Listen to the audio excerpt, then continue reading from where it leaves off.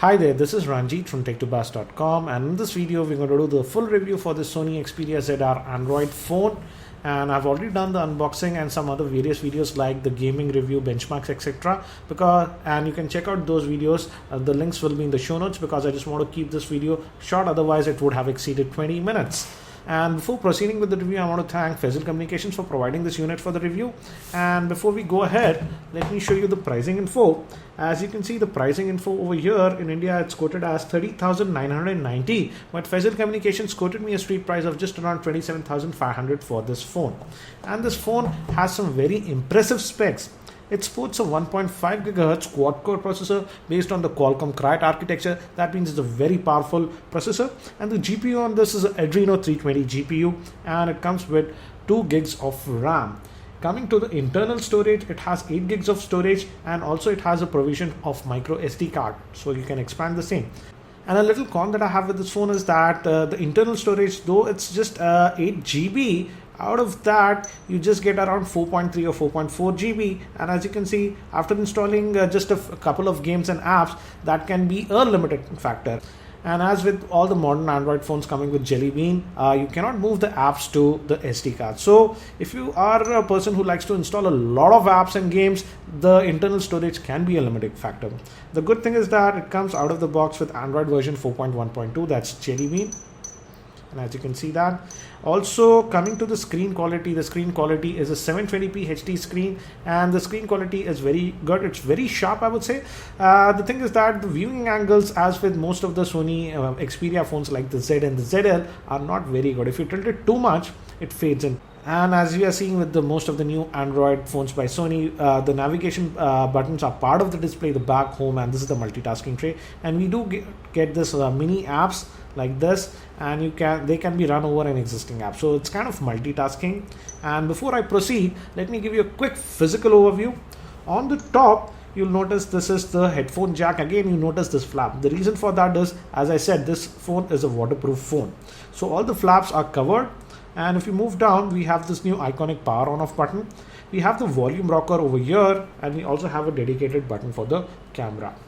Moving towards the bottom, we have the microphone, and on this end, we have a proprietary connector for the dock. And this flap also opens, and this reveals the micro USB slot that will be used for charging. Again, as it's a waterproof phone, and it actually does prompt us also if this is open, and if you leave it open, to put it back, because the waterproofing features will go for a toss if you don't properly seal these.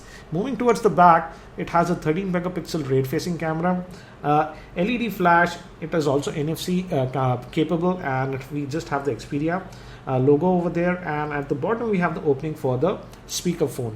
Though this is a waterproof phone, the good thing is that the back cover can be opened. The back cover is plastic, but this gives a rubberish feel, so it's nice to hold. And the battery is also removable. It's a 2300 milliampere battery. And if we remove this battery, we have the slot for adding a micro SD card and a micro SIM. And regarding the battery life, I would say it can last you one working day without any issues under normal circumstances. Again, if you do a lot of gaming, it tanks a little bit, but overall I was satisfied with the battery life. No issues regarding the same. Moving towards the front, again we have this opening for the speaker grill. The front facing camera is just a VGA. It was surprising that the rear facing camera is a 13 megapixel and the front facing camera is just a VGA. But I did tried it with Skype, and I was able to make Skype video calls without any issues, and the quality was decent, I would say. It also has the other sensors like proximity sensor, ambient light sensors, and the screen is a 4.55 inch screen, and it's a 720p HD screen. That means the resolution is 1280 by 720. Again, as you can see, it's very gorgeous. It looks like just a slab of black glass, and actually the bottom area is LED, and if you get a missed call or something, this glows, and it looks very elegant, I would say. When I show you the gallery, I'll show you that. And Sony has used the new UI, and it's actually very close to stock. It's not completely stock. If you go down, you do get these quick toggles, but the sad thing is you cannot customize these, so you're stuck with that. We have the sound, we have the Bluetooth, Wi-Fi, and the mobile data connection toggles over here. For other settings, you need to go in here, but the phone is very responsive, I would say. And again, this skin is not very bloated, and it does a good job. You can add extra home screens if you want, by just swiping this and adding this. So that's great. And this is the home's app tray like this, and you can also order it according to alphabetically or most used. So we do have quite a bit of customization.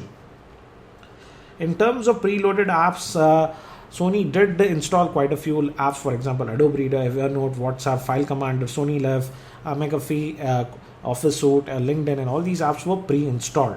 So that's what you get with this. And now we are connected to my Wi-Fi network. So let's just quickly fire up the web browser. Let's use the Chrome web browser, and it's going to our website Tech2Buzz automatically. I just was browsing. Let's just go back, and the web browsing was very good, I would say. Let me just do the pinch to zoom gesture. As you can see, very responsive. Also, it can play back videos that are embedded on the web page. For example, a YouTube video is embedded on this web page, and let's play it back. Again, changing orientation was also very smooth. Hi there, this is Ranjit, and this is my Samsung Galaxy S4, and today the date is June 24th, and when I just opened the phone earlier today. So as you can see, it could play that back without any issues. The speaker is also decently, not very loud, I would say. I've seen louder speakers from Sony, but it's a little bit chill, I would say. Let's also just go to one more site. For example, let's go to news.com. And let's force it to desktop. Yeah, it's loading the desktop site now. And again, as you see, it loads it without any issues. And let's do the pinch to zoom gesture. Again, that's a very powerful phone, I have to say. And it handles web browsing and stuff like this without any issues. Also, as it has 2 gigs of RAM, there is ample RAM available to the phone. So I hardly faced issues of lag, etc. on this phone. Even while generally using the phone, I hardly faced issues of lag. So Sony did very good optimization with this phone. Let's swipe away all the apps and let's run this Android system info. And as you can see, out of that 2 GB, we have almost 1.2 GB that is free. That's amazing, I would say. Hence, the phone was very responsive all the time during my testing. Now let's talk about gaming, and here also the phone performs very well. I could run heavy games like Asphalt, etc. And also the good thing about this phone is that it does support USB OTG, so you can attach pen drives like this by just using a OTG cable. And also I tried it with the PS3 controller and it worked. You can check out the gaming review in which I did play some games and also did play this Dead Trigger with the PS3 controller. Also, coming to the benchmarks, I got very good scores. I've already made a dedicated video regarding the benchmarking, so you can check out that for more info. Now coming to the camera I did notice that, let me fire it, and it takes approximately 2 seconds to load up. So it's a little bit slow, I would say, and the camera performance is generally good. You can just tap in and it takes the snaps pretty quickly.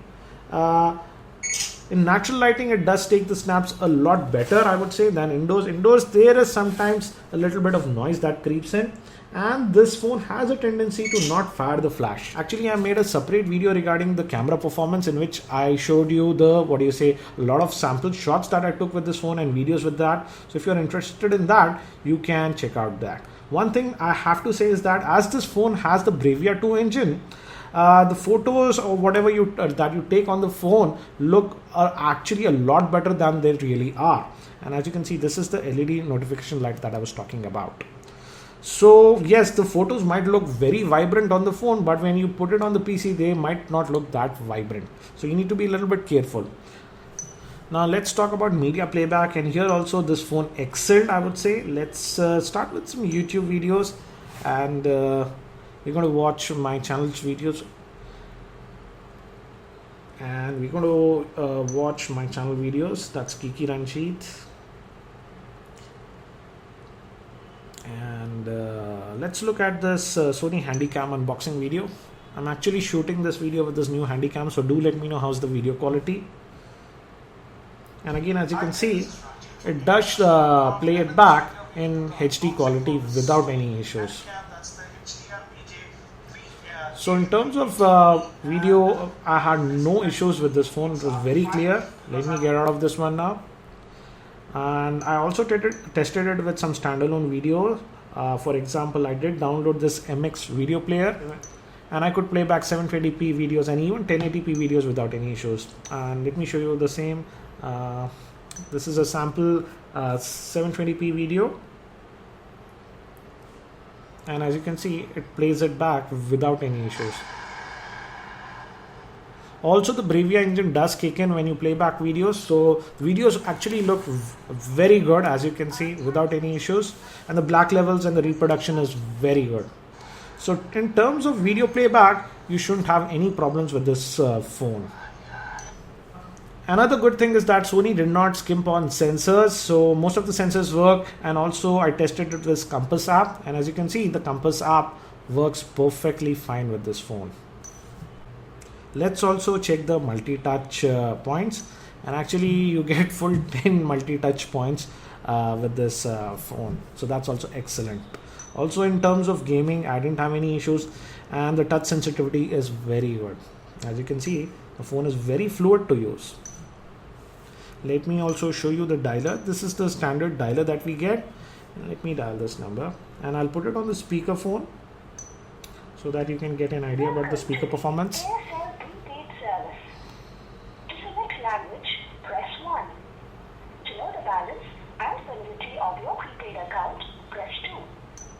So as you can see, the speakerphone is adequately loud, but I would have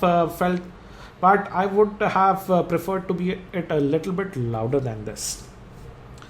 And the voice call quality also that I got was excellent. I have no problems regarding the same. So in terms of voice calls, it's pretty good. Also, as I said, I did test it with Skype video calling, and the performance was also very decent, I would say.